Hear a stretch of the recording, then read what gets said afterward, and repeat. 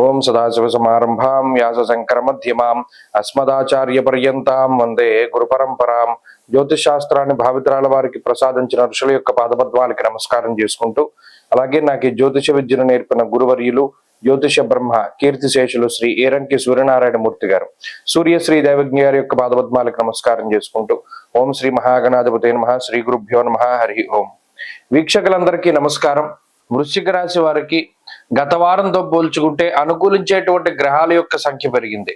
పంచమ స్థానమందు శుక్రుడు, షష్ఠ స్థానమందు రవి బుధులు, సప్తమ స్థానమందు గురుడు, ఈ వారంలో యోగించేటువంటి చంద్రుడు, ఇలా కలుపుకొని 5 గ్రహాల తాలూకు శుభ ఫలితాలు ఈ రాశి వారికి కనబడుతూ ఉన్న కారణం చేత ఈ వారంలో సానుకూలమైనటువంటి ఫలితాలే గోచరిస్తూ ఉన్నాయి. ప్రత్యేకించి 6వ స్థానమందు రవి బుధులు కూడడం అనేటువంటిది చాలా గొప్ప విషయం.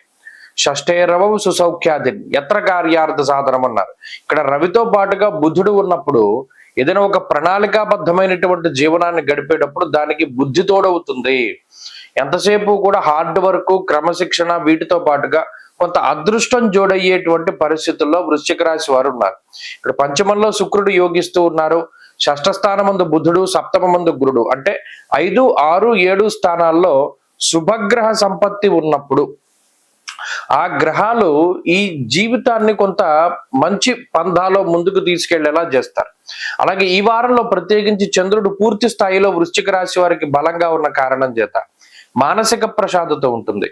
ఏ పనులైతే ఈ వారంలో అనుకుని ప్రారంభం చేస్తారో వాటిని చక్కగా పూర్తి చేయగలుగుతారు.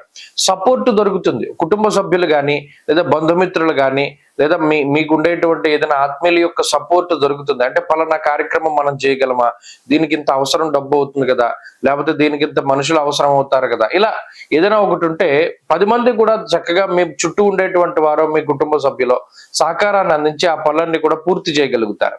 శుభ కార్యక్రమాలను చేయగలుగుతారు. ముఖ్యంగా ఏదైనా సంతాన సంబంధమైనటువంటివి లేదా వివాహాది శుభ కార్యక్రమాలు అనుకున్నా కూడా అవన్నిటిని కూడా చాలా చక్కగా పూర్తి చేయగలుగుతారు.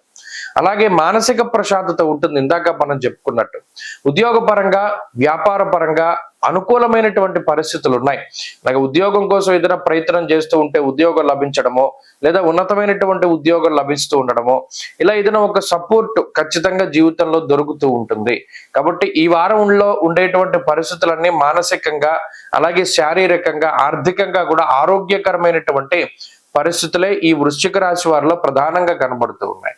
అలాగే నవమ స్థానస్థిత కుజుడు గాని, పంచమ స్థానస్థిత శని రాహువులు గాని కొంత తొందరపాటు నిర్ణయాలు తీసుకోవడానికి, ఆకస్మికంగా అప్పటికప్పుడు నిర్ణయం తీసేసుకుని ఇంత డబ్బు పెట్టి ఇది కొనేయాలి, లేదా ఈ డబ్బు ఎవరికైనా ఇవ్వాలి, ఇలా అనుకోని విధంగా కొంత ఊహించిన రాంగ్ స్టెప్స్ వేస్తారు.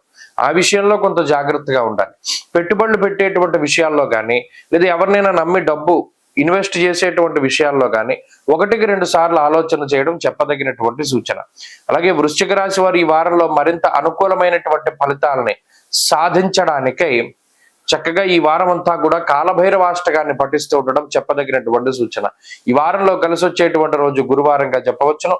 అదృష్ట సంఖ్య 4, అదృష్ట వర్ణము ఆకుపచ్చ.